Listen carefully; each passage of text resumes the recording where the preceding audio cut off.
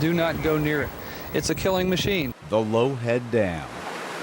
We were lucky that we didn't have 2 fatalities that were taken out in body bags. They're called dams of death. There are 254 statewide.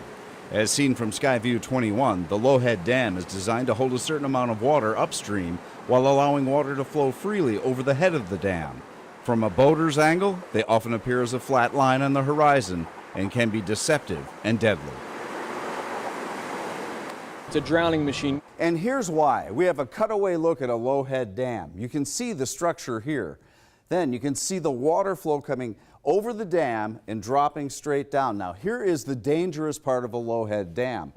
Once this water gets over the dam, it begins this circular motion and starts to churn. They call it like a washing machine. This can suck boats and people under the water and hold them there for long periods of time.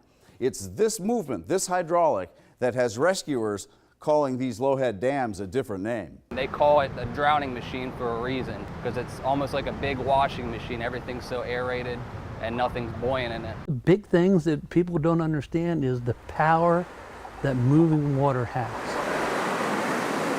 We don't understand, we as humans don't understand the power that water has until something has happened. Harrisburg's Dock Street Dam is notorious for its inherent danger, yet for years people have defied the warning signs all around low head dams.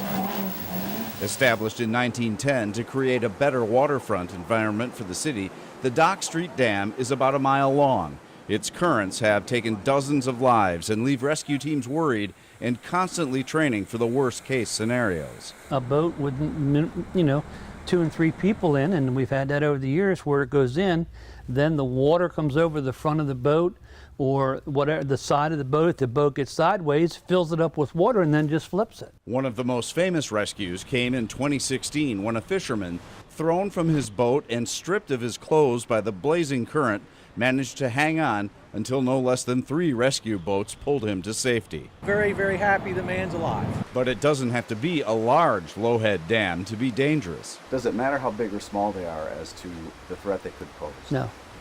Why? They've all posed. It's the way the water comes over, hits the other side, and starts to revert back. This is the Swatera Creek, a view from Skyview 21. The water direction coming this way. This is the Low Head Dam right here, located on that creek. But I want to draw your attention to a certain area. This area right here below the Low Head Dam, downstream. You can actually look at this and see the current has changed and is now going back toward the Low Head Dam. That is why a low head dam is dangerous from both downstream and upstream. Absolutely, they're called dams of death. That's why we lead the country, Pennsylvania does, in getting rid of low head dams, because of their danger. Low head dams are controversial. There are calls to remove them and movements to keep them in place. Controversy aside, the Pennsylvania Fish and Boat Commission urges boaters, swimmers, and people who fish, anyone who goes near or on our waterways, to be prepared. Wear a life jacket, check for hazards, and watch for warning signs and buoys. Above all else, know the water. You really got to be careful. You got to know the water. You got to know the conditions that you're entering into, and then just use common sense about where to boat, where not to boat. For now, low head dams are the focus of water rescue teams across Pennsylvania because they present one of, if not the most challenging situation for rescuers. We do a lot of training at the dam. We do a lot of training because we're the ones that have to do the rescues or recoveries or whatever happens out there.